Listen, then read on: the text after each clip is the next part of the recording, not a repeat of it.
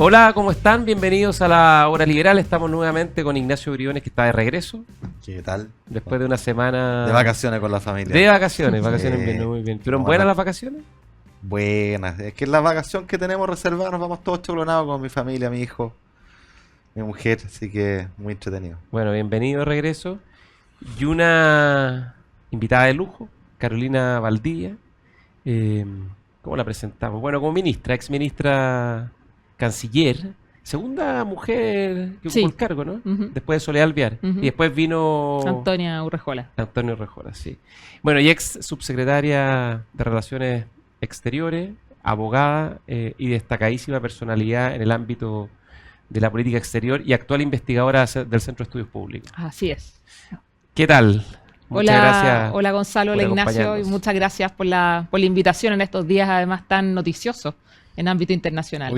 Oye, sí, bueno, partamos por, yo creo que lo que la gente, lo que se lleva todo, digamos, ya no solo del debate internacional, sino yo creo que es un tema que en Chile ha estado muy presente, que son las elecciones en Venezuela, ¿no? Que se la robó Maduro y sus secuaces, porque obviamente el impacto de la migración ha sido fuerte, no solo en Chile, sino en toda la región, ha tenido distintas implicancias. Y además hay un tema que es de fondo, ¿no? Que finalmente tiene que ver con cómo la comunidad internacional puede enfrentar estas situaciones cuando un país se sale de los marcos fundamentales de la convivencia democrática, que es un poco lo que está en juego, ¿no? Cómo finalmente contener a quienes buscan llevarse todo para la casa, que es un poco lo que está pasando en Venezuela. Oye, para poner en contexto nomás lo de la migración, antes de la palabra Carolina, para nuestros espectadores y auditores, decir que en Venezuela, en la época Chávez-Maduro, un 30% de los venezolanos han huido de su país. ¿Ah? O sea, casi 8 millones de... Casi uno de cada tres. O sea, imagínense lo que es perder casi un tercio del país. Creo que son 8 de 28, creo que es el número. 8 millones de venezolanos en el exterior de una población total de 28 millones. Exactamente. ¿Ah? Entonces, más de 8 en realidad. De hecho, creo que son más de un poquito más de 8. Pero aproximadamente... Poco más de un tercio. Sí. Entonces, el tema es que no es que el gobierno los haya expulsado, son personas que huyen de su país, dejan su patria con todo lo que significa, producto de la falta de libertad, producto de la decadencia económica, la destrucción del país, producto de un régimen tiránico, represivo. Y eso hace esperar que si este tema no se soluciona, va a haber una segunda ola. Esa es la preocupación desde la perspectiva migratoria que hay en toda la región y por supuesto en Chile, así que me callo ya para dejarle la palabra a Carolina en estos temas que conoce. Oye, solo una cosa, dije poco más de un tercio, poco menos de un tercio, si no alguien se va a estar burlando de mí por las matemáticas. Poco menos de un tercio, Carolina. Son cerca de 8. Sí, efectivamente, a ver, la decadencia del régimen venezolano la venimos viendo ya hace años. Esta no es la primera elección que Maduro y su gente se roba. Pasó lo mismo el año 2018, pasó lo mismo con las elecciones que se hicieron de las alcaldías y de municipios, salvo alguna excepción. Y el Parlamento, cuando lo perdió, disolvió el Parlamento. Disolvió el Parlamento. Entonces, la deriva dictatorial y totalitaria del régimen viene hace ya muchos años. Esto vendría a ser como la guinda de la torta. Además, ya habíamos visto que no iba a haber una elección limpia. Aquí se habían puesto de acuerdo, se había negociado una elección mediante los acuerdos de Barbados, una negociación que auspició el gobierno de Andrés Manuel López Obrador en México durante el 20 y el 22. Pero al día... Más o menos el aval, ¿no? Y el país acompañante además de Venezuela era Rusia. Eso era su garante. Claro. Entonces, aquí tenemos que ponernos como en el gran contexto global, donde estamos viendo, a propósito de la pregunta que tú me hacías, ¿qué puede hacer la comunidad internacional frente a un régimen que lleva estas derivas autoritarias? Y la verdad que estamos en este momento en un mundo, en un escenario, en un sistema internacional que fueron los grandes acuerdos que se pactaron después de la Segunda Guerra Mundial, que están completamente hoy en día en cuestionamiento y probablemente en cambio. Entonces, cuando a mí me dicen qué puede hacer el sistema internacional y cómo la comunidad internacional, bueno, distingamos, porque Venezuela no es hoy día un país que esté aislado. Puede ser que esté aislado de los países que nosotros hemos considerado cercanos de los sistemas democráticos, de respeto a los derechos humanos, pero tiene un gran apoyo y garantía de Rusia, de China, de Irán, de varios países de la ¿Qué región. significa en concreto ese apoyo más allá de Mira, declaraciones? plata, ¿no? Más allá... Plata, por supuesto, plata. Financiamiento. Plata, financiamiento. Recordemos que hay también acuerdos en defensa. Hace muy poco tiempo hubo ejercicios militares en el Caribe donde participaban barcos rusos. Recordemos que Maduro tiene una relación muy cercana con el régimen de los ayatolás iraníes. Él viaja, los presidentes vienen que eso es una relación muy, muy particular. Entonces, ¿qué nos queda? Recurrir como al sistema multilateral. Pero recordemos que también Venezuela hace varios años viene cindiéndose del sistema internacional. Se retiró de la OEA el año 2017. Ya no es parte. Entonces, lo que diga o deje de decir Almagro da un poco lo mismo. No paga las cuotas de Naciones Unidas, entonces no vota. Y como no vota, bueno, lo que pasa paga es las cuotas, eso no sabía. No paga. ¿Está Y es moroso? tanto ¿Está moroso? moroso, pero llegó a tal punto que ya te suspenden el derecho a voto. Ah, sí. Claro, exacto. Y eso ya lo hizo. Espera, me voy a hacer una Sí. impertinencia. No quiere. No, mira, Sí. que Se se te cayó tu micrófono. Esto es todo en vivo. Sí. Ay. Ahí sí. Para los que nos están Ya. escuchando, Como un aro. a nuestra invitada se le cayó el micrófono y Ahora por lo sí. tanto... ¿Se escucha ahora? Corte. Sí. Ignacio hizo un ajuste de muy buena Muy manera, amable. de forma muy eficaz. Ya, entonces no pagan las cuotas, No están paga las morosos. cuotas, no está en la OEA. Entonces, ¿qué nos va quedando? Como lo que podría ser la Corte Penal Internacional. Si ustedes se acuerdan, en el año 2018 con el presidente Piñera, se remitieron antecedentes para que la Corte Penal Internacional investigara la situación de Venezuela. Y Eso lo efectivamente, presentó un grupo de países. un grupo de países. ¿Y Chile éramos estaba seis- dentro Chile de estaba ese dentro grupo de de esos seis países? países. 6 países, que eran Canadá, Paraguay, Argentina, Uruguay, Perú y Chile. Si mal no, Colombia, si mal no recuerdo. Y ahí se le pidió a la Fiscalía que iniciara todo un proceso de investigación en Venezuela, porque efectivamente los informes que recibíamos tanto de la OEA o del Consejo de Derechos Humanos de Naciones Unidas te decían que efectivamente ahí se estaban produciendo ejecuciones extrajudiciales, detenciones arbitrarias, y que por lo tanto, ese procedimiento fue avanzando. Y hoy en día se encuentra en un examen preliminar. Está el informe que hizo la alta comisionada de Derechos Humanos, Así Michelle es. Bachelet, que es clarísimo respecto a las Efectivamente. violaciones de Y derechos humanos eso gravísimas. eso fue utilizado y son de los antecedentes que tiene la Fiscalía de la Corte para ir avanzando en esto. Y eso es como yo diría el faro que queda. ¿Qué puede hacer hoy en día la Corte Penal Internacional con la situación de Venezuela? En las Naciones Unidas no vamos a sacar mucho en el Consejo de Seguridad porque Venezuela tiene un respaldo muy firme de Rusia y de China. con poder de Y veto. ambos son, exacto, miembros permanentes del Consejo de Seguridad con poder de veto. Entonces, las veces que se ha intentado llevar el caso de Venezuela al Consejo de Seguridad por afectaciones o por riesgo a la paz y la seguridad internacional, rápidamente están aquellos vetos que ni siquiera ha llegado a una resolución, sino que antes te dicen, miren, no avancen porque aquí no va a haber un veto de alguno de estos países. Pero déjame hacerte una pregunta, porque a mí lo que me pasa es que uno tiene la sensación de que, y quizás estamos condenados, no hay mucho más que hacer, que los países democráticos se rigen por las reglas democráticas y por lo tanto buscan a través de las vías formales incidir, influir para que las cosas ocurran de acuerdo al canon democrático, ¿no? Pero yo el otro día, el domingo de la elección en Venezuela, quizás porque tengo un gen medio masoquista, me conecté a Telesur, que es la señal oficial De Venezuela. estatal venezolana de la dictadura, por supuesto, que es una cosa kafkiana, y vi en directo la transmisión desde la óptica del régimen de Venezuela, venezolano de Maduro, que es probablemente lo mismo que ven los venezolanos que están en Venezuela, porque no tienen mucha Así es. posibilidad, más allá de conectarse quizás a través de internet a señales online. Y tú te das cuenta que las personas que están ahí no son gente normal, son gorilas, por decirlo de alguna manera. O sea, son... Muy burdo. Es una cuestión burda, es una Grotesca. cuestión... Es una... Ni siquiera una buena novela, es una mala novela de García Márquez, un realismo mágico, distorsionado, medio... ¿cómo calificarlo, no? Es una cuestión brutal, esa es la verdad. Oye, pero si para hacer el paralelo, y esto es verídico, digamos, los números que presentó Sí. en la noche con el 80% de las mesas escrutadas, 51,2 para Maduro, 44,2 para González, 4,6 para el resto. Y salía el número de votos que obtuvo cada cual. Si uno hace la división de ese voto respecto al total, te da que el 51,2 de Maduro es 51,20000, 4 ceros. Recién al quinto decimal, o sea, al sexto decimal en realidad, hay un cambio, ¿no? González, lo mismo, 44,20000 y por construcción el tercero también tiene que tener 4 ceros.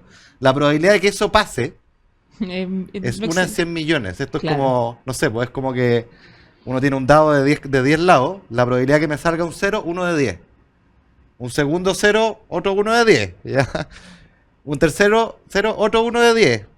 Cuarto 0, otro 1 de 10. O sea, ya vamos en 1 de 10 elevado a 4. Y en la pieza al lado ya está la Carolina jugando con otro dado de 10 lados. Y le tiene que pasar a ella exactamente lo mismo. O sea, la probabilidad combinada que eso suceda Claro, es 1 en 100 millones. y ese es el punto, y esa es la pregunta de fondo. Son Burdo, brutos, burdo. son burdos, son además una dictadura sanguinaria.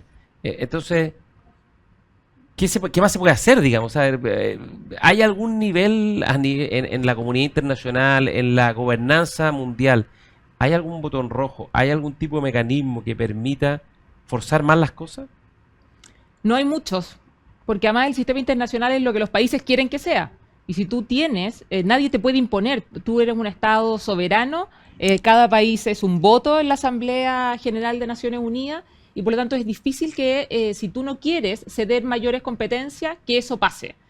No hay un tribunal obligatorio como pasa en el sistema interno, donde tú, por ejemplo, si te convocas, si te citas, si te llega una notificación de un tribunal, tú estás obligado a ir. Aquí el consentimiento en la justicia internacional es voluntario. O sea, hay países que, por ejemplo, de la Corte Internacional de Justicia dicen, no me interesa lo que pase allí, yo no doy mi consentimiento para estar presente y nos olvidamos. En la Corte Penal Internacional es más o menos lo mismo. Entonces, ¿qué es lo que queda? Es más bien presión política y presión económica de aquellos países que tienen intereses económicos importantes, como es el caso de Estados Unidos, de la Unión Europea, por las concesiones petroleras o mineras que existen en Venezuela.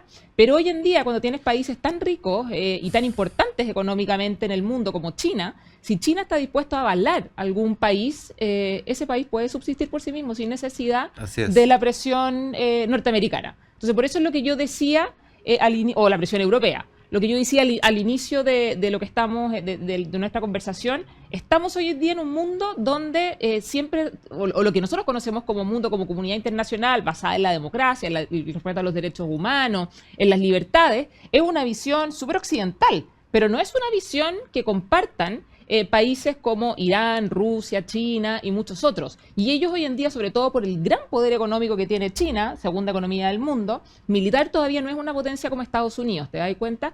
Pero dicen, no, nosotros ya no queremos este sistema. Este sistema consideramos que nosotros nos corresponde un lugar mucho más preponderante y no tenemos por qué someternos a las reglas de la democracia. Pero entonces- un cuarto del PIB mundial, prácticamente. Exacto. Y lo otro es que tú podrías decir, ya, se puede llegar a un nivel de una intervención militar. Esos son palabras súper mayores. Otra cosa. ¿Quién va a querer intervenir hoy en día militarmente en Venezuela? Ya, pero entonces en conclusión, raya para la suma, y esto es terrible tener que aceptarlo así. Sí.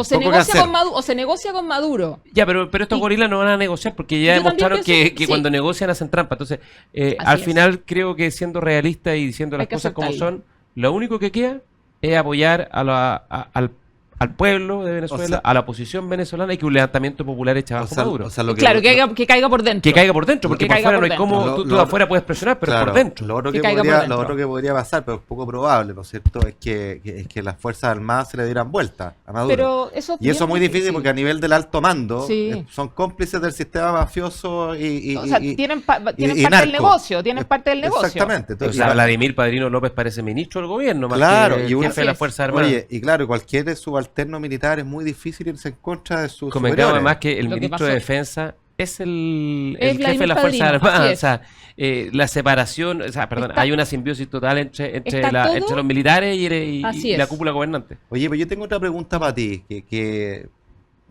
ya no eres canciller, así que las voy a responder con menos diplomacia, si tú quieres. ¿Qué es el valor que le asignamos a la democracia como concepto? Porque somos demócratas, le asignamos un altísimo valor, pero en realidad siempre en algún grado lo sacrificamos, ¿no? Mm. Y no un valor absoluto pareciera ser. Tú decías, ¿quiénes apoyan al régimen dictatorial de Maduro y que fueron raudos a validar este fraude asqueroso? En la región, Cuba, Sí. Nicaragua, Bolivia. Bolivia. pero déjame quedarme con Cuba y Nicaragua. Por otro lado tienes Rusia, tienes China, tienes Irán. Ninguno de ellos es una democracia o una democracia como la que uno defiende. Y en consecuencia, uno diría, bueno, si ellos avalan este fraude y una dictadura, tal cual en algunos casos ocurre en esos países, uno por extensión debiera tener el mismo tipo de sanciones a aquellos que avalan esta práctica, ¿no? Y es impensable que uno tenga sanciones con países... Con China. ¿Te fijas? Con China. Claro. Entonces, ¿dónde está ese juego, ese grado de presión respecto a cuánto se tranza de principios democráticos, libertades básicas y derechos humanos, cuando el que está violando esos preceptos es un player grande? Se tranza totalmente, Ignacio. O sea, cuando ¿Pero cuánto? Yo creo que... A ver, voy a poner un ejemplo. El presidente Boric, que ha sido muy claro respecto de su postura firme de la defensa de la democracia y los derechos humanos, y él dijo, donde sea y en cualquier lugar del mundo, cuando fue a China, no dijo nada. Y con Cuba... ¿Te das cuenta? Y tampoco, con Cuba tampoco. Dijo algo hace un tiempo atrás como de avanzar en la democratización de la isla. El Partido Comunista le mostró Exacto. al tiro los dientes y se acabó la discusión. Pero espera un poco, pero que también en el caso de China, es que también son los capitales chilenos, que te dicen, o sea, ¿cómo me van a dejar a mí sin cereza? Un año que dejen comprar cereza y no liquidan. Y China también actúa muy de esa manera. De la manera de decir, recordemos el caso con Australia, que ha sido lo más claro. Oye, no me gusta tal cosa, bueno, yo te paralizo las importaciones de los vinos, de las avenas, de los cereales, etcétera, etcétera. Y eso te produce un problema a ti económico interno grandísimo. Hoy en día que estamos con la economía, bueno, pero tú puedes tener un ejemplo interesante. O sea, Australia está bien cerca de China. Sí. Y básicamente tiene un régimen de inversión que dijo, acá hay sectores estratégicos, señores de China, usted no puede acá. Eso es otra cosa, estamos hablando de comercio o de inversión. No, pero la represalia fue comercial a una medida que fue de inversión, ¿no es cierto? Pero ellos, sin embargo, pese a la amenaza de China que te voy a cortar la importación de vino, fueron y lo hicieron. Ya, pero hay otra cosa aquí. Recordemos que Australia tiene una alianza, pero estrechísima, muy profunda y histórica con Estados Unidos, con Canadá, con el Reino Unido. Fueron base con de Nueva la flota Zelanda, americana en la Segunda Guerra Pero Mundial. por supuesto, entonces también ellos juegan con ese backup. Sí, claro, nosotros no jugamos saben que no están solos. Saben que no están solos. En cambio, nosotros no jugamos con ese Así backup. como Corea del Norte guapea porque sabe que porque sabe que tiene a China al lado. Oye, nos vamos a tener que ir a una pausa, nos pidió el tiempo, pero vamos a volver. Está muy interesante. Sí. Carolina Valdía en la hora liberal. Vamos y volvemos. Hola, estamos juntos. Claro, juntos todos los días, todo el día, en Radio Agricultura y en Agricultura TV. Sé parte de la comunidad de Deportes en Agricultura. Escúchanos aquí en Radio Agricultura 92.1. Entretención aquí en Agricultura y Agricultura TV. Búscanos en redes sociales como Deportes en Agricultura. Síguenos en agricultura.cl. Síganos en todas nuestras redes sociales. Síguenos en TikTok como Deportes 921.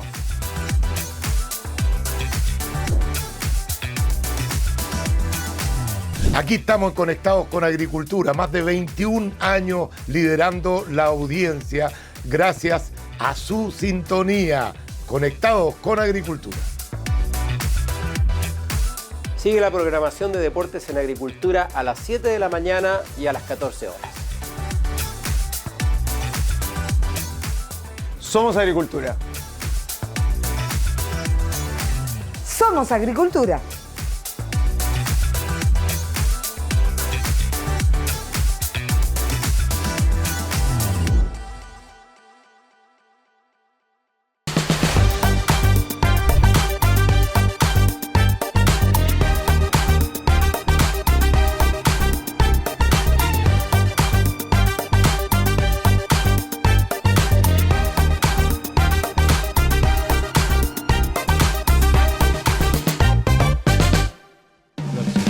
Estamos de regreso en la hora liberal por Agricultura, Radio Agricultura, Agricultura TV. Bueno, y varias plataformas más. Me comentaban que estamos en 13Go, en GTD y en varias más. Me van a retar si es que no las nombro todas, pero obviamente ya las olvidé. Pero son esto es multiplataformas. Y con un altísimo rating. Sí. Un altísimo rating. Podríamos hacer un late en una de esas. Que va a subir más ahora con la Sería bueno. Y te quería hacer una pregunta para seguir subiendo el rating. Carolina, que fue canciller, subsecretaria de Relaciones Exteriores, y una persona toda la vida ligada al mundo de la política exterior. tú hiciste un comentario respecto a que te parecían que habían sido muy claras las posiciones del presidente Gabriel Boric. Entonces te quería ver algún análisis, si te sorprende, si no te sorprende, cuánto crees que hay detrás de la mano de Alberto Van Claveren, que hasta hace poco estaba siendo bien criticado en términos políticos, no más que de política exterior, de política contingente. Eso, te quería ver un balance, tu opinión. Yo sé que a veces en los códigos de la diplomacia no es tan fácil dar opiniones tan contingentes, pero ¿cómo lo ves? Y recordemos, para poner el contexto, que el presidente Boric, a minutos, digamos, de dados los primeros resultados, sacó un Twitter donde fijó rápidamente la postura de Chile. Difícil de creer, dijo, estos resultados. Que exigía transparencia y que Chile no iba a reconocer el resultado mientras no se dieran esas condiciones. También lo hizo el canciller. Otros países de la región grande fueron más wishy-washy, medias tintas, después se alinearon, pero nobleza obliga, es de justicia reconocer, yo sí lo hice públicamente, felicitar al presidente por su postura y la rapidez y la contundencia de ella. Es una mirada de Estado, creo, que la mayoría de los chilenos supongo compartimos.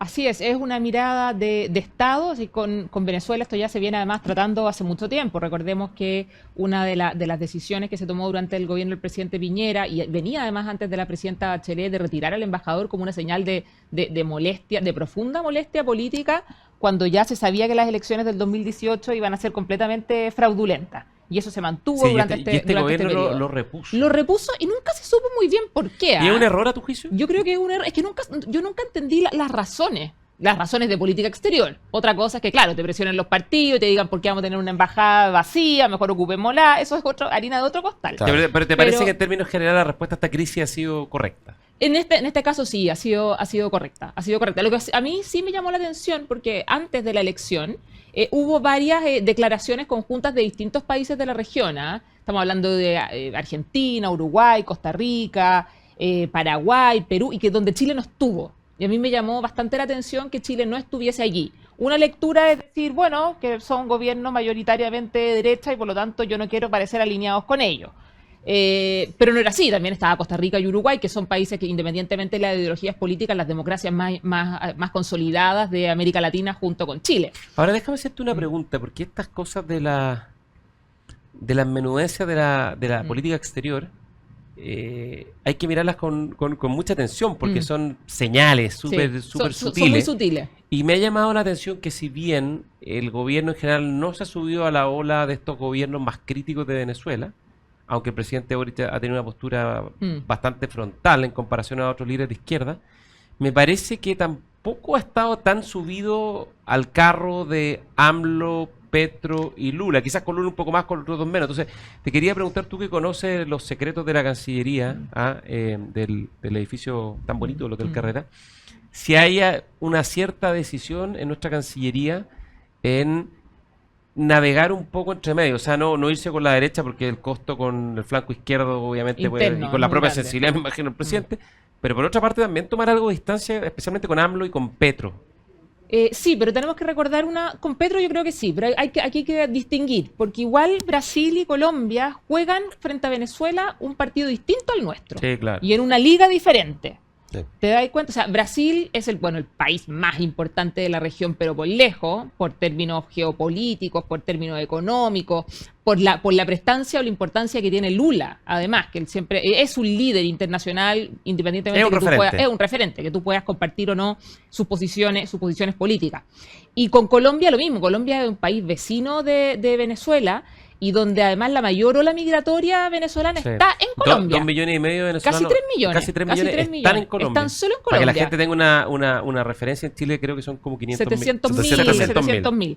Exacto. Entonces ellos juegan ahí una partida distinta. Además, Lula ha sido históricamente un aliado del chavismo y a Maduro también le prestó harta ropa durante bastante tiempo. Creo que recién ahora, frente a estos hechos que son tan brutales y tan burdos, Lula se ha puesto mucho más firme públicamente.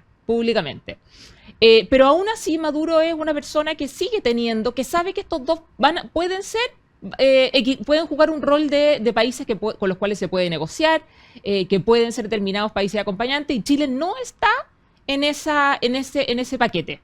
¿Te das cuenta? Primero por la postura que ha tenido Chile con el madurismo y con el chavismo, por la postura que ha fijado Boric, y porque Chile no es un país que tenga un peso hoy en día grande en Venezuela. Tampoco, es decir, no tenemos inversión, el comercio es prácticamente nulo, Ya, o sea, y los problemas los tenemos pero nosotros. El lado pragmático Sí. indica que da lo mismo ¿A pelearse. qué Sí. aquí vino Lula este fin de semana, a tu juicio? ¿Cuál es la Viene- lectura que uno tiene que hacer de eso? Mira, no, esta es una visita, Pues estaba recordemos que planificada de antes. estaba digamos. planificada de antes y que se cayó esa visita supuestamente por los temporales en Brasil. Esa es lo que dijo en su momento la Cancillería brasileña. Bien, y fijó justamente para este 5 y 6 de agosto, pero sabiendo que ya iba a estar la contingencia venezolana aquí. También a Lula, desde mi perspectiva, yo he sido, no te voy a decir que yo soy crítica de Lula, porque no tengo jamás ni el peso, ni la trayectoria, ni nada por el estilo, pero Lula sí en su tercer mandato ha querido jugar un rol, a mi juicio, mucho más global que regional. Y eso estaba pesando un poco, es decir, Lula lanzó, su primer viaje fue a África, por ejemplo. ¿Te das cuenta? A participar a la cumbre de la Unión Africana. Tiene actualmente la presidencia del G20, que es un peso relevante, y sus invitados, cada país que tiene la presidencia de estas instancias puede invitar a países. Sí. Y invitó a Egipto y Etiopía, que a la vez coinciden con aquellos países que también acaban de ingresar a los BRICS, que es esta multiplataforma donde participa Brasil, con Rusia, China, China y Sudáfrica. A nosotros Y nos Sudáfrica. convidó México el 2012, que tenía la presidencia del G20. Exactamente. Me tocó estar Y después ahí. Argentina, cuando tuvo la presidencia el 2019, también invitó a Chile. Entonces es muy usual que, es lógico además, por una señal de amistad, que cuando un país latinoamericano tiene la presidencia, invita a otros países latinoamericanos.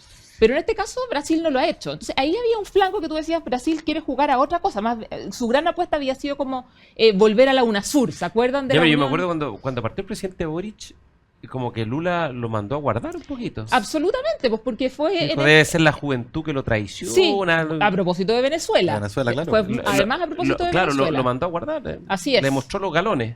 Absolutamente, las piochas. Todas las Exactamente. piochas se las mostró. Oye, cabrito, le dijo. Exactamente. Pero era frente al caso venezolano y además donde Lula en esa cumbre, lo que Lula quería, lo que Lula buscaba, era que se volviese a crear la UNASUR. ¿Se acuerdan de esta, la Unión Sudamericana de Naciones?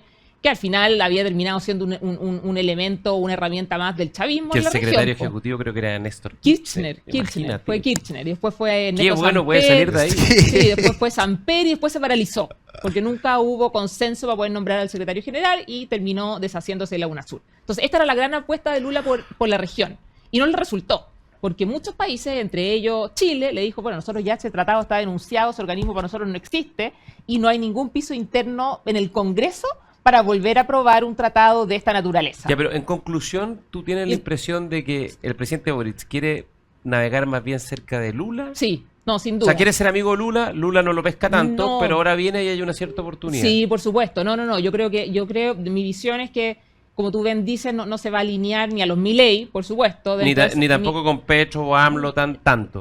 Menos con Lula, porque además Lula ha sido un poquito más firme, pero Petro ha sido bastante más, y AMLO, ¿para qué decir? Bastante más ambiguo. Pero bastante firme en términos relativos, porque en términos absolutos bien amarillo lo que ha hecho Lula, digamos. No, por supuesto. Pero es que porque... En términos a relativos. ver, Sí.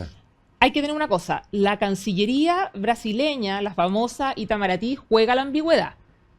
Porque eso siempre te da mayor capacidad de influencia en los temas que a ti te pueden interesar. Si tú sales, en el caso venezolano, si hubiera salido Lula o la Cancillería brasileña a ser súper duro, y tienen que entregar, y esto es una corrupción, etcétera, Venezuela le bloquea inmediatamente la posibilidad de que sea un país interlocutor. Y son países vecinos. Entonces ahí hay otra cosa que también juega. O sea, tú tampoco querías 1 millón de personas del país vecino que se te vengan a tu frontera. o que te es, manden- es un buen baile este de la diplomacia. Es ¿eh? muy Hay que saber entretenido. bailarlo, Sí. los códigos, las miradas. No, baile de máscara. O que te manden al tren de Aragua, que es un poco lo que pasó en Chile cuando También. no solo nos llenamos de líderes del crimen organizado venezolano, sino que en una operación increíble mandaron a secuestrar y posteriormente asesinar al teniente Sí. Ronald Ojea.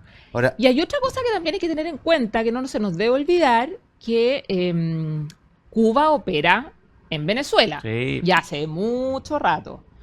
Y una de las fórmulas que tuvo el castrismo en su momento para ir relajando presiones internas fue la migración. Está la crisis de los marielitos. Entonces, que se vayan Sí. a Yo hice- Miami. yo Ya hice- es problema. Si a usted no le gusta la isla, váyase donde más le guste. Váyase a Miami, o sea, ahí termina yendo a Yo Estados hice el Unidos. cálculo, los cubanos deben ser unos 10 millones y 2 millones, la diáspora son como 2 millones. Y están O sea, como en Florida, en en Estados Miami. Unidos, Exacto, la a gran 60 mayoría, millas. a 60 millas están en Estados Unidos y se transforma en ese caso la migración en un problema interno del país de la recepción de la migración, claro. que es lo que nosotros estamos viendo hoy en día. O sea, hoy en día los 700.000 venezolanos que están en Chile no son un problema para Maduro. Le Ya, da pero exactamente déjame lo hacerte mismo. una pregunta sobre eso, porque mucha gente dice, no, hay que cortar relaciones con Venezuela, hay que cortar Sí, relaciones y- con Venezuela, y te quería ver si nos puedes explicar, con peras y manzanas, quienes nos escuchan y a nosotros también, porque estos son temas que uno nunca termina de aprender, la diferencia entre retirar el embajador, que puede ser una medida más de presión simbólica, a cortar relaciones. ¿Qué significa en la práctica? ¿Cuáles son las consecuencias? Y si es recomendable o no en particular en este caso. Oye, y lo complemento con la pregunta relacionada. En este baile de máscara donde uno tiene que saber si apretar mucho o no, Mm. ¿cómo ha sido la reacción de Chile? Porque Venezuela nos ha ofendido Sí. con el caso Ojeda, ahora, ¿para qué decir? Nos ha tirado varias pachotadas. Y claro, uno puede hacer la del picado, decir la tuya y dos más, o en realidad si quieres jugar algún rol, tener alguna ambigüedad, había cuenta que además hay 700.000 venezolanos en Chile. Efectivamente, eso fue hasta por lo menos antes de esto. A ver, en la diplomacia por lo general, en este como baile de tantas ambigüedades y de tantas señales, hay medidas para ir escalando tu molestia. Entonces, lo primero tú mandas, que lo hemos escuchado varias veces del gobierno, la nota de protesta, o si no, una llamada por teléfono entre cancilleres, un tuit, y así vas avanzando hasta una medida que es una práctica, digamos, que es, yo retiro a mi embajador mostrando que de verdad contigo tengo una molestia súper importante, pero mantengo las relaciones diplomáticas. Las relaciones diplomáticas implican que nosotros tenemos relaciones de carácter político y en términos súper concretos O sea, que yo los puedo teléfonos establecer que los teléfonos que los funcionan. teléfonos... Es que más allá de eso, porque con Bolivia nosotros no tenemos relaciones diplomáticas desde, todos dicen 78, no, es anterior, es del año 62 que no tenemos relaciones con Bolivia. Se restablecieron un periodo muy breve entre el 74 y el 78 durante la negociación de Charaña. Terminó esa negociación y se vuelven a romper, pero prácticamente desde el 62 que no existen relaciones diplomáticas, sino que solo consulares. Pero tú todo el tiempo estás hablando con tus pares. Yo hablaba prácticamente todas las semanas con mis pares bolivianos. Por del puerto de Arica, por el puerto de Antofagasta, por las rutas, por temas migratorios, por un sinfín de asuntos. ¿Y qué significa entonces cortar relaciones? En términos concretos, que se acaba la embajada.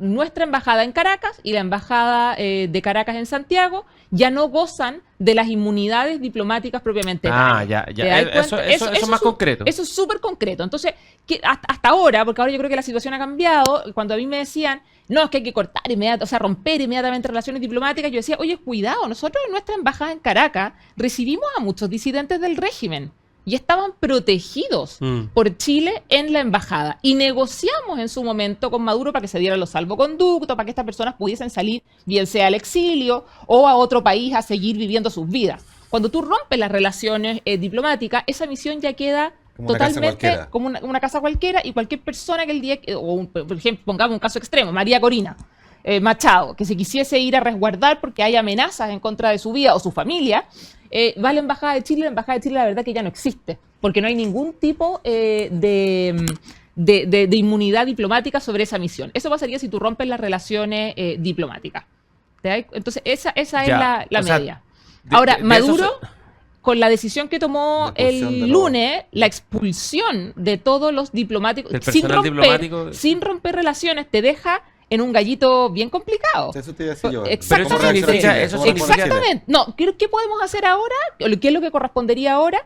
Es que tú le puedas... al final es como una ruptura de relaciones diplomáticas de facto, pero te deja además, sino otro problema es que tú cuando rompes relaciones diplomáticas o ya no tienes relaciones diplomáticas, tú le puedes encargar a un tercer país que gestione tus intereses allí. Ok. Como lo que acaba de pasar ponte Con tú con Brasil, con Argentina, Argentina. con Brasil, con Argentina.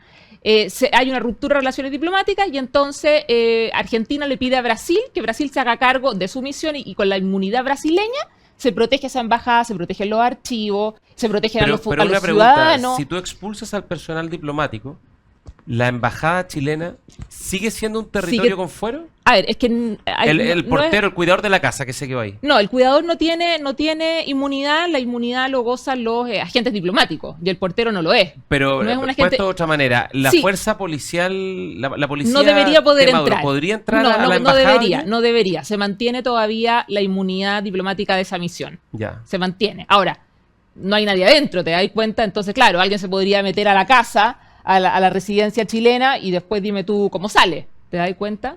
O sea, Ya, pero el quién lo efecto protege. práctico entonces que no solo se enfrían las relaciones, sino que quedas completamente desconectado de la Sí, realidad local. además, quedas completamente desconectado de la Y realidad todo lo local. tienes que telecomandar a distancia por un teléfono de Y Santiago.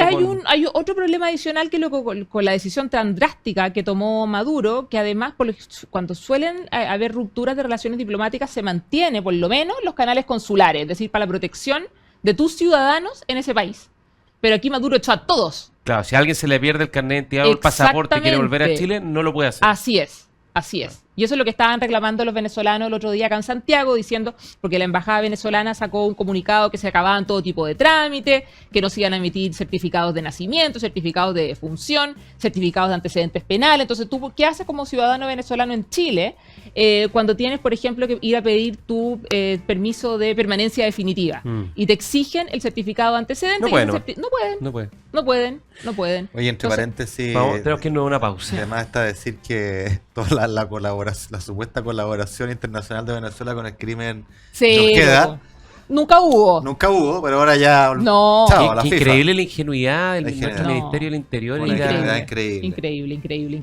Qué chambonada. Ya, vamos a una pausa en la hora liberal con Carolina Valdí, Ignacio Oriones, volvemos. Hola, estamos juntos, claro, juntos todos los días, todo el día, en Radio Agricultura y en Agricultura TV. Sé parte de la comunidad de Deportes en Agricultura. Escúchanos aquí en Radio Agricultura 92.1. Entretención aquí en Agricultura y Agricultura TV. Búscanos en redes sociales como Deportes en Agricultura. Síguenos en agricultura.cl. Síganos en todas nuestras redes sociales. Síguenos en TikTok como Deportes 921.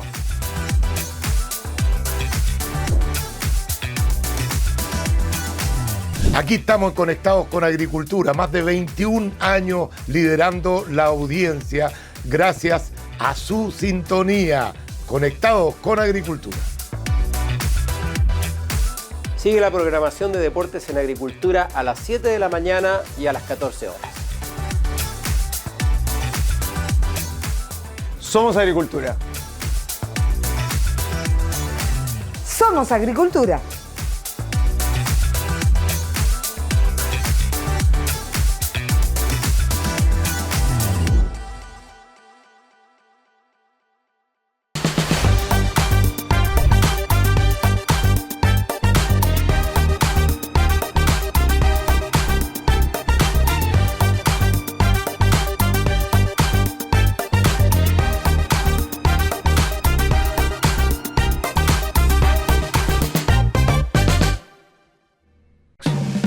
Estamos de vuelta en la hora liberal con Ignacio Briones, Carolina Valdía, ex canciller, subsecretaria de Relaciones Exteriores, investigadora del CEP.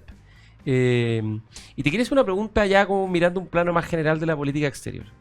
En los últimos 2-3 años tenemos la invasión de Rusia a Ucrania, que además de brutal y dramática, hoy día pareciera que no va para ninguna parte. Y tiene para rato. Tiene para rato y con un riesgo de que si gana Donald Trump, probablemente Menos ayuda. Putin va a ganar. O sea, básicamente... O sea, los va a obligar, una elección de Trump en un segundo mandato implicaría que Ucrania va a tener que hacer lo que no ha querido. Va a tener que ceder. Es negociar. Negociar el territorio. Crimea, Exacto. negociar el Donbass.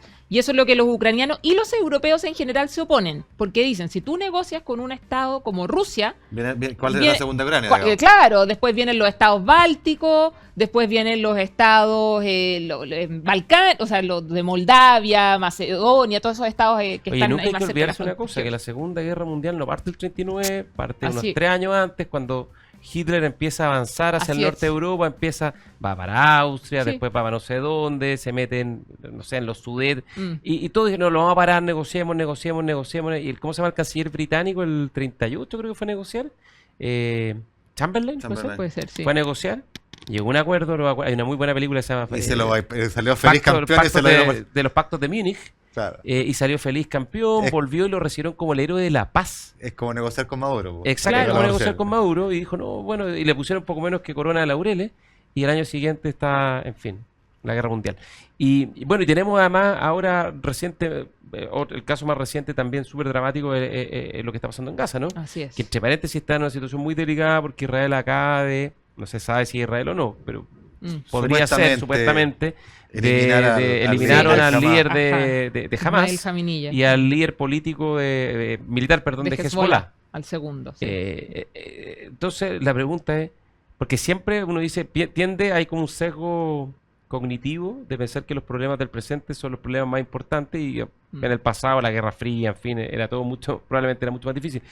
Pero a tu juicio, Carolina, hoy día la situación global de la paz mundial, de los conflictos, de las posibilidades del multilateralismo, hoy día estamos en un momento promedio, más bajo que el promedio o por arriba del promedio. Estamos en uno de los momentos más críticos desde el fin de la Segunda Guerra Mundial. Uno intuye un cierto desequilibrio, ¿no? Sí. O sea, más que un desequilibrio de frentón y creciente. Yo creo que hay dos antecedentes que son bien importantes de mirar. Hay un índice global de la paz, que se publica desde hace casi 20 años y que va contando la cantidad de conflictos, tanto interestatales como conflictos internos del mundo, y es este año, el 2024, o sea, es el informe del 2023 que se publica este año, indica que hay la mayor cantidad de conflictos vigentes e interestatales desde que se tiene conocimiento del índice, desde que se publica esta información. Bueno, eso es coincidente con Freedom House, que en su índice de democracia muestra que llevamos como 12 o 13 años de retroceso democrático. O sea, que cada año hay más países que retroceden que los que avanzan. Y los países donde la democracia sigue opera con más dificultad y más cuestionamiento y más polarización. Entonces, y el segundo, aparte de estos que son índices internos, que hay que meterlos porque tú lo ves como lo que hablábamos al inicio del sistema basado en la democracia. Claro. Que eso ya parece que no es un régimen que cause tantas ganas de ir hacia allá. Así es. Y el segundo es el tema de gasto militar, que el año pasado efectivamente fue el año donde más crecimiento de gasto militar hubo en el mundo, y aquí hay dos países que son indispensables de mirar, que son Alemania y Japón. Alemania y Japón, uno de los grandes acuerdos post Segunda Guerra Mundial era que los vencedores, exactamente, que eran ellos dos, el gasto militar iba a ser muy acotado, muy reducido, pero no, ahora Japón y Alemania nos dicen, vamos a empezar a gastar el 2% de nuestro PIB por año. ¿Y cuál es la razón? Por año. ¿La razón? Alemania es el temor a Rusia. Alemania es temor a Rusia y temor a la elección de Trump. Japón es elección de Trump. Japón ha dependido de la defensa americana durante todos estos casi 80 años. Tienen temor de qué es lo que puede pasar en el mar del sur de China y Taiwán. Y efectivamente también Rusia. O sea, Rusia es vecino de Japón. Entonces, y lo más interesante de estos casos, tanto de Alemania como de Japón, es que sus sociedades, que siempre han sido bastante pacifistas porque ambos tienen este sentimiento como de culpa tan grande de los horrores de la Segunda Guerra Mundial, pero las sociedades, tanto alemana como japonesa, están respaldando estas medidas. Entonces, por ejemplo, el ministro de Defensa alemán, que es el posible sucesor de Olaf Scholz, es el político con mayor respaldo en Alemania. Mira tú. Y Kishida, que es el primer ministro japonés, también ha tenido un respaldo muy amplio de su sociedad para gastar el 2% del PIB japonés en defensa. Oye, y en esa clave tú que conoces bien el tema, ¿cuánto de discrecionalidad, o por el contrario, cuánto de institucionalidad hay en la definición de la política de defensa interna y el apoyo externo de Estados Unidos, dependiendo de quién sea el presidente? ¿Tiene la discrecionalidad Donald Trump de realmente afectar sustancialmente esa política y por lo tanto que estos temores sean fundados? A ver, hay que meterse en la institucionalidad americana, efectivamente, para poder, y va a depender más que la elección de Trump, de la elección del próximo Congreso, de las midterm elections, claro. Porque la autorización de guerra en Estados Unidos la tiene que dar el Congreso. Aquí el presidente es el comandante en jefe, etcétera, pero tiene que ir con ese aval. Pero en términos muchas veces de presupuesto ya pasó, por ejemplo, con la OTAN. ¿Se acuerdan el primer mandato de Trump que dijo que tenía un punto? Claro. Que Trump además tenía un punto en el sentido de decir, la sobrefinancia. Sí, pónganse. Y pasó que hoy en día la OTAN tiene un financiamiento que ha subido muchísimo Ahora, porque los países se están poniendo con su 2%. Da la impresión de que el sistema americano de reglas, peso y contrapeso, o sea, Trump con toda su enorme cantidad de defectos, me parece que en materia de política exterior no fue todo lo desastroso que pudo ser. Aguanta, pues esa es mi pregunta. Así Parece es. Que Es una jaula aguantan. que contiene un poco. Aguantan, pero tenemos que... Pero ojo, porque pasa un poco, no se puede hacer el símil, pero es el segundo mandato de Trump y donde además Trump sí pudo hacerse durante su primer mandato de una mayoría en la Corte Suprema. Sí, verdad. Sí, pero ¿y qué consecuencias puede tener para la política exterior eso? Al final, todas estas cosas, si están dentro como de la Constitución y lo que puede interpretar la Corte Suprema Americana, podría llegar a algún caso allí. Claro, pero los conflictos internacionales tienen que le ser... corresponde es Congreso, es básicamente Congreso. No sé, a mí, ¿sabes lo que me pasa? La sensación que a uno le queda, yo siendo bastante ignorante en estas materias, digamos, más allá de uno leer la prensa, informarse, conversar, pero lo que te queda es que los últimos 5 o 10 años el gran cambio es que antes los tipos que se salían del sistema, los outliers democráticos, los Saddam Hussein, los, ¿cómo se llama? El de Kim Libia, Jong-un, Gaddafi. Gaddafi, en fin, eran tipos más bien dictadores de república media... Eran players chicos. Chicos, no tan relevantes, medio excéntricos. Pero hoy día lo que estamos viendo es que están apareciendo personajes que creo que constituyen un desafío real al gobierno global, ¿no? Que es el caso fundamentalmente de China, que China, la verdad, hoy día nadie le dice nada. O nadie le puede decir nada, o nadie se atreve a decirle mucho, salvo Estados Unidos, y cada día menos. Y lo que vemos es que Trump probablemente tiene una mirada más aislacionista. Y segundo, Rusia. Lo de Rusia yo lo encuentro que es lo más delicado de todo, porque en el fondo todos los aspirantes a Putin están viendo cómo reacciona el mundo frente a la agresión de los rusos a Ucrania, que estamos hablando de Ucrania, quizás nosotros estamos un poco lejos, pero es un país gigantesco, no sé, de 50 millones de habitantes, enorme. Que tiene arsenal nuclear, que es enorme. Entonces, eso es algo que quizás en la época de la Guerra Fría, claro, distinto, porque eran dos grandes bloques. Pero hoy día están empezando cada vez más a aparecer estos personajes con capacidad de desafiar de verdad la gobernanza mundial. Pero hay una segunda derivada que yo le quiero preguntar a Carolina antes que se nos acabe el tiempo, que esto estos geopolíticos se cruza también con lo comercial. Así es.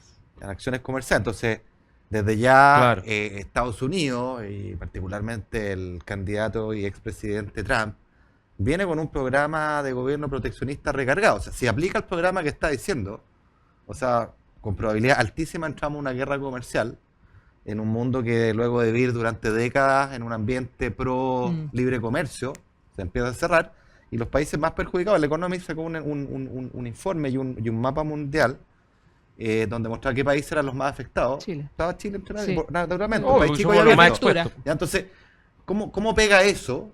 Por añadidura, dado que Trump lo propone, Biden y ahora Kamala Harris también toma parte de aquello, la Unión Europea reacciona, y hay siempre una justificación en lo geopolítico. Acá hay una competencia por una hegemonía mundial a nivel militar, a nivel de influencia, los buenos versus los malos, y por lo tanto los malos, que son los chinos, les pongo aranceles gigantescos. Y esa es la justificación. Y es una justificación que a mí me ha tocado verlo incluso en personas que supuestamente defienden el libre mercado, se la compran. Entonces, estamos como en un equilibrio, en una espiral bien fregada, bien peligrosa. Yo no sé cómo ves tú el lado comercial, Carolina. Yo coincido contigo, además el libre comercio también es uno de los pilares del sistema liberal. Era democracia, derechos humanos, libre comercio, etcétera. Y recordemos que las medidas proteccionistas fueron muy altas antes del inicio de la Segunda Guerra Mundial. Claro. Y ahora también estamos viendo una situación similar. Pero mi mirada es que más que un tema de libre comercio, lo que aquí se está jugando, el gran concepto que se va a jugar ahora es seguridad. Y la seguridad es en un amplio sentido. Y porque uno siempre tendría a decir, ya, seguridad, crimen organizado, defensa. Pero es que da para todo. Claro. Entonces, cuando tú ves estas famosas acts o leyes que ha sacado el último, se han aprobado durante el gobierno además de Biden, que son la Inflation Reduction Act y la CHIPS, que es de los transmisores, de los chips electrónicos, de la computación, tú dices, sectores, bueno, la seguridad aquí es... La industria estratégica, siempre es el paraguas que da para todo de nuevo. Efectivamente, y va a ir dando para todo porque al final lo que se quiere del lado de Estados Unidos es contrarrestar el poder que tiene China en el mundo. Exacto. Y Europa ha hecho más o menos lo mismo, que están jugando Ahora, con la banda. Tiene sentido desde el punto de vista de ellos. Pero es que en ese escenario no hay salida, porque tú No lo hay anclas en salida. una cosa de seguridad, de geopolítica, que es este paraguas que da para todo, pero las medidas son económicas y nosotros, que somos espectadores y nos hemos beneficiado de la apertura comercial, vamos a ser perdedores. Así es, pero también dentro al menos de algunas de estas, creo que era la de Inflation Reduction Act, sí tiene un caveat o una salvaguarda respecto a los países con los que tienen TLC. Entonces, por ahí a lo mejor podría haber alguna cabida. Pero hoy en día igual, recordemos una cosa, nuestra 40%, con todo nuestro sistema abierto de tratados de libre comercio, del que yo además he sido muy promotor y muy convencida de esa acción, el 40% de nuestros productos van a China también. O sea, de nuestras exportaciones. Oye, Entonces, acuérdense la discusión del cable de fibra óptica entre si era Huawei o era venía Estados Unidos. O los pasaportes. Y vino Mike Pompeo, el ex canciller de Trump, a decirnos, oye, muchachos, somos súper amigos, pero si ustedes traen la fibra óptica de China, esa amistad vamos a empezar a revisar. La licitación de pasaporte que ganó este consorcio chino-alemán. Y se echó abajo, producto. Se echó abajo por la presión. Olvídense del visa waiver, básicamente. Sí, claro. Ahora, igual en la porque ese tema yo también lo llevé bien de cerca, en las bases de la licitación de los pasaportes decía que el adjudicatario tenía necesariamente que asegurar que se iba a mantener el programa de visa waiver con Estados Unidos y con Canadá. Es que entonces ahí... Exacto. Entonces, claro, si tú se lo entregas a una empresa china, como que hay que sumar 2 más 2 para decir que se va a acabar el visa waiver, ¿te das cuenta? Entonces, pero en resumen, estamos en un momento difícil desde el punto de vista de las relaciones globales. Estamos en un momento difícil porque el sistema que hemos conocido hasta ahora está completamente en transición. Segundo, porque hay países que quieren desafiarlo, y es el caso de China, es muy, muy claro el por qué lo quiere desafiar. Este desafío explícito de China o de Xi Jinping parte, eso sí, con Trump. Parte cuando ven que Trump es un presidente que ya no va a jugar a que Estados Unidos sea el país que resguarda y que se responsabiliza por este sistema liberal. Y lo ven con la OTAN, lo ven con el porque proteccionismo. cuando una hegemonía empieza a decaer, aparece inmediatamente alguien que quiere captar esa hegemonía. Pero eso es lo muy notable, porque Estados Unidos, que personalmente es un país que yo admiro en su historia democrática, económica, siempre durante toda su historia fue el guardián de la democracia y de los mercados abiertos. Y algo pasó, sobre todo con Trump, que eso se perdió. Pueden haber buenas razones. Son justificaciones internas, son justificaciones de política interna. Pero en el fondo, buena parte me parece que tiene que ver con el germen del populismo, ¿no es cierto? Que es decir, oye, make America great again, ahora vamos a dejar de lado lo internet, vamos a centrar en nosotros, nuestra industria, nuestro auto, el típico discurso populista proteccionista. Y eso como que se instaló y se ha ido yendo de las manos. Me preocupa como economista enormemente. Oye, y yo lamento decir que tu preocupación va a tener que quedar para el próximo programa porque voy no a llorar. Tiempo. Y realmente te agradezco venir, Carolina, porque son temas que solemos mirar a la distancia y todo, y pucha que son cada vez más importantes y más incidentes en lo que nos pasa acá, ¿no? Lo de Venezuela y también es nuestro drama. Y para terminar, la región, por lo menos Sudamérica, que debería actuar unida frente a un mundo con esta velocidad de cambio, es el momento que estamos más desintegrados que nunca. Es verdad. Y hay por lo menos 3 vías, o tres grupos distintos. Así Oye, que, solo va a terminar, y creo que lo interpreto a usted, mandarle un abrazo, un saludo solidario al pueblo de Venezuela. Total. Dramático lo que están sufriendo. Sepan que estamos con ellos y que lo que puede hacer Chile lo tiene que hacer, y que yo estoy seguro que la libertad está mucho más cerca la libertad y la defensa de la libertad, de lo que parece hoy día, y va a llegar, porque siempre llega. Carolina, muchísimas gracias. Antes, una pregunta corta. Siempre le preguntamos a nuestros invitados o invitadas qué están leyendo, qué tiene El Velador, qué serie en Netflix o en alguna plataforma, para que la compartan con nuestros auditores. he leído últimamente que a propósito de qué pasó durante la Segunda Guerra Mundial, leyeron a Maniac de Benjamín de Labatut. Sí. Exactamente, de cómo se crea la bomba. Una muy buena novela. Muy buena novela, un gran escritor chileno que vale la pena seguirlo. Entretenido, con mucho además estudio por atrás y que... Y no te suelta, no te suelta. No te suelta, sí. ¿Qué tienes tú, Ignacio, en el velador? Yo tengo en el velador, estoy leyendo el libro de Jorge Selume. Tiempos mejores, que es un relato personal de su experiencia con el expresidente Piñera, en su segunda campaña, luego como jefe de comunicación en La Moneda. Y tiene harta anécdotas, así que entretenido. Ya, me están diciendo que nos vamos. Yo me voy recomendando un libro que leí hace ya varios años, a propósito de Venezuela, de un escritor, gran escritor que se llama Alberto Barrera Tisca, que escribió una novela que se llama Patria o Muerte, que justo al final de Chávez y el comienzo de Maduro, pero más bien un relato sobre cómo la pérdida de libertad, la opresión, la tiranía, el populismo degrada la convivencia familiar, doméstica. Un poco la crisis puerta adentro de Venezuela, un escritor venezolano, dramático, y lo recomiendo mucho porque permite entender qué significa en la vida diaria cuando nuestras libertades más básicas se terminan diluyendo. Alberto Barrera Tisca, Patria o Muerte. Carolina, muchísimas gracias. Ignacio, bienvenido de regreso. Nos vemos la próxima semana en La Hora Liberal. Chao, chao.